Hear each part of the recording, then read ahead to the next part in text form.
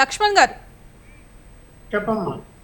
Yes, మరి మొత్తాన్ని బట్టి చూస్తే మరి కవిత సంబంధించి మరి కవిత బీఆర్ఎస్లో ఉన్నట్టా లేనంటా, అసలు ఈ గొడవంతా చూసుకుంటే లిక్కర్ స్కామ్ దగ్గర నుంచి ఇప్పటి వరకు ఏదైతే లేఖకు సంబంధించి కావచ్చు, ఇటు సీఎం రమేష్ చేసిన వ్యాఖ్యలు కావచ్చు, దీన్ని బట్టి చూస్తే మరి కవిత బీఆర్ఎస్ పార్టీలో ఉన్నట్టా లేకపోతే జాగృతి నుంచి ఆవిడ సపరేట్గా లీడ్ తీసుకొని ఇదంతా చేస్తున్నారనుకోవచ్చా?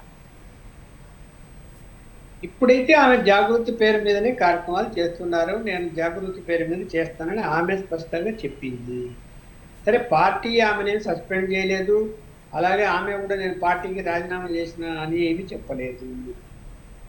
కానీ కార్యక్రమాలు మాత్రం జాగృతి పేరుతో చేస్తాను అంటున్నది. మరి దానికి మనం ఏం చెప్పగలుగుతాము? రాజకీయాలు అంటే అలాగే ఉంటాయి. ఇప్పుడు స్పష్టత అనేది లేదు, వాళ్ళకే లేనప్పుడు మనకేం చెప్తారు? ఇప్పుడు మన మిత్రుడు బీఆర్ఎస్ మిత్రుడు అంటున్నాడు కదా, ఆమె మన పార్టీ నుంచి వెళ్ళిపోయినా అని చెప్పిందా, లేకపోతే పార్టీ నుంచి సస్పెండ్ చేశామా, ఏమి జరగలేదు కదా అంటున్నాడు. మరి అట్టప్పుడు ఆమె బీసీ రిజర్వేషన్ పార్టీ తరఫున కాకుండా ఆమె జాగృతి తరఫున ఎందుకు ఇవాళ నిరాదీక్ష చేస్తున్నది? మరి ఒక ఇష్యూ, చిన్న ఇష్యూ కాదు కదా.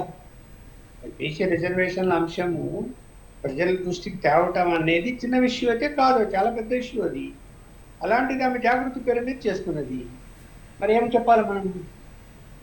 మరి మళ్ళీ ఇప్పుడు రాజకీయాలు ఎలా ఉంటాయంటే పొద్దున విడిపోవచ్చు, సాయంత్రం కలుసుకోవచ్చు అనేట్టు ఉంటాయి.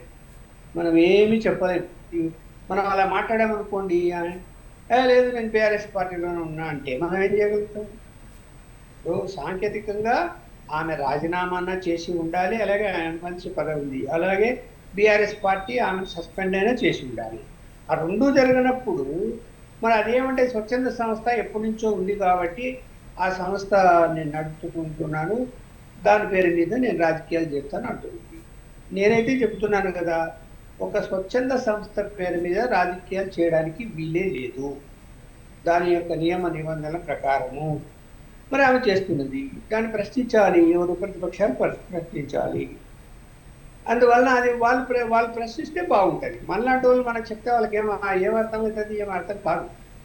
ఇప్పుడు పర్మిషన్ కూడా ఇచ్చారు వాళ్ళు పోలీసులు అక్కడ దీక్ష చేయడానికి. ఏ పేరు మీద పర్మిషన్ ఇచ్చారు?